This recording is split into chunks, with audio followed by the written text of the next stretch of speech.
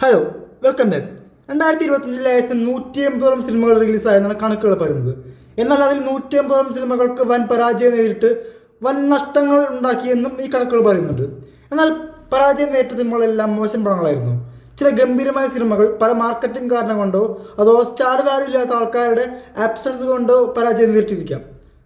Roshan Mathew, serine Shihab, Anand Manmadhan, Nandu, Jeo Baby അങ്ങനെ കുറച്ച് ആളുകൾ പ്രധാനമായിട്ടും ഉള്ള ഒരു സിനിമ തിയേറ്ററിൽ വലിയ വിജയമായില്ല.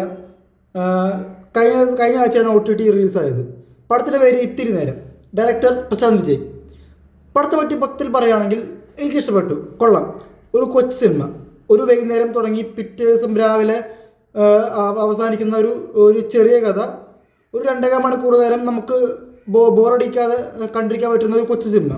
അതാണ് മൊത്തത്തിൽ ഈ പടത്തെ പറ്റി എനിക്ക് പറയാനുള്ളത്. അനീഷ് എന്നൊരാൾ തൻ്റെ കൂട്ടുകാർക്ക് വേണ്ടി പാർട്ടി ഒരുക്കുകയും ആ ദിവസം തന്നെ വളരെ അപ്രതീക്ഷിതമായി തൻ്റെ പഴയ കാമുകിയെ കാണുകയും അങ്ങനെയാണ് പടത്തിൻ്റെ ഒരു കഥ വരുന്നത്.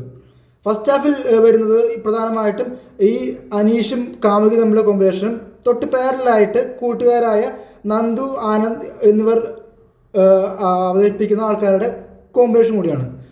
ഗംഭീരമായ ഒരു ആദ്യ പകുതിയാണ് എനിക്ക് ഫീൽ ആയത്. പ്രധാനമായിട്ടും ഇതിന് മുന്നോട്ട് നയിക്കുന്നത് റോഷനും സെറിൻ ഷിഹാബും കൂടിയുള്ള കോമ്പിനേഷൻ തന്നെയാണ്. അവർ തമ്മിലുള്ള കോമ്പിനേഷൻ, ഒപ്പം ഗംഭീരമായിട്ട് ലൈറ്റായിട്ട് വരുന്ന ഒരു മ്യൂസിക്കും കിടില വിഷ്വൽസും കൂടി ഫസ്റ്റ് ഹാഫ് ഗംഭീരമായിട്ടാണ് എനിക്ക് തോന്നിയത്. കൂടെ പാരലായിട്ട് നന്ദുവും ആനന്ദും തമ്മിലുള്ള ഒരു കോമഡി സീക്വൻസ്, വലിയ കോമഡി അല്ല, ലൈറ്റായിട്ടുള്ള കോമഡി പരിപാടികളും അപ്പുറത്ത് നടക്കുന്നുണ്ട്. അങ്ങനെ എനിക്ക് ഭയങ്കര ഇഷ്ടപ്പെട്ട ഒരു ആദ്യ പകുതിയാണ് പടത്തിലുള്ളത്. എന്നാൽ രണ്ടാം പകുതിയിലെത്തി എത്തുമ്പോൾ കഥ മറ്റൊരു രീതിയിൽ പോവുകയും ആ സമയത്ത് കുറച്ച് സ്ലോ ആയി തോന്നി. എന്നാൽ ഒട്ടും ബോറിംഗ് അല്ലാതെ കൊണ്ടുപോകാൻ പറ്റിയിട്ടുണ്ട്. അങ്ങനെ മൊത്തത്തിൽ ഒരു ഗംഭീരമായിട്ടൊരു എക്സ്പീരിയൻസ് ആണ് ഈ പടം എനിക്ക് തന്നത്. ഗംഭീരമായി തോന്നിയ പെർഫോമൻസുകൾ, പിന്നെ വളരെ എൻഗേജിങ് ആയ എഴുത്ത്, പിന്നെ വളരെ ഇൻട്രസ്റ്റിംഗ് ആയി നമ്മളെ പിടിച്ചിരുത്താൻ പറ്റുന്ന ലൈറ്റായിട്ട് വരുന്നതിൻ്റെ മ്യൂസിക് സൈഡ്, രാത്രി വിഷ്വൽസിനെ ഏറ്റവും നല്ല ഗംഭീരമായി രസകരമായി ഒപ്പിയെടുത്തതിൻ്റെ ക്യാമറ വർക്ക്, അതങ്ങനെ ചില കാരണങ്ങൾ കൊണ്ട് ഈ പടം എന്നെ വളരെ ഇഷ്ടപ്പെടുത്താൻ പറ്റിയിട്ടുണ്ട്.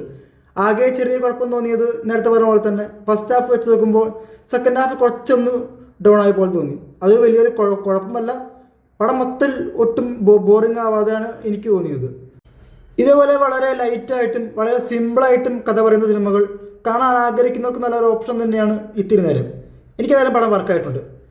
നിങ്ങളും കണ്ടു നോക്കും. അപ്പോൾ അടുത്ത വീഡിയോ കാണും വരെ ബൈ.